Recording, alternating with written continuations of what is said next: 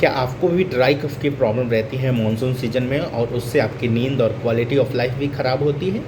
सो ये वीडियो आपके लिए है। हाय हेलो एवरीवन, मैं doctor Krishna Rajbhar, ENT surgeon and senior allergy specialist Delhi से।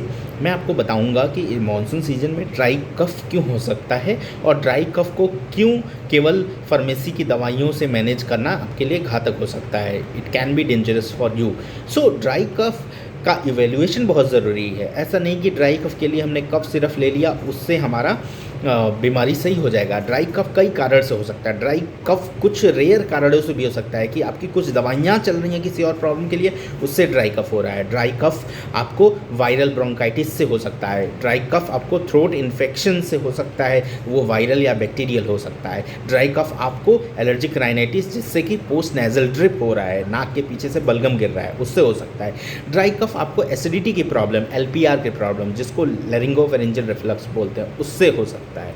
सो ड्राई कफ स्ट्रेस इंड्यूस्ड भी होता है। तो आप एक proper board certified ENT specialist, ENT and allergy specialist के पास जाएंगे तो वो आपका हिस्ट्री के साथ साथ क्लिनिकल एग्जामिनेशन करेंगे, ज़रूरत होगी तो आपका एंडोस्कोपिक एग्जामिनेशन करेंगे और उससे प्रॉपर वर्कअप निकलता है।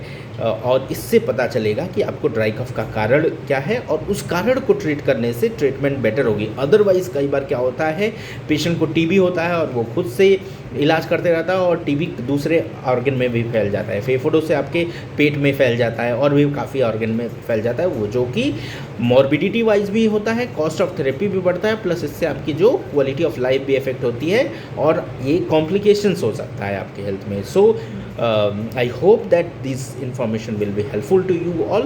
If you are in South Delhi, you can consult me. I have my centers in Saket and I also practice in Apollo, so you can visit me. Thank you.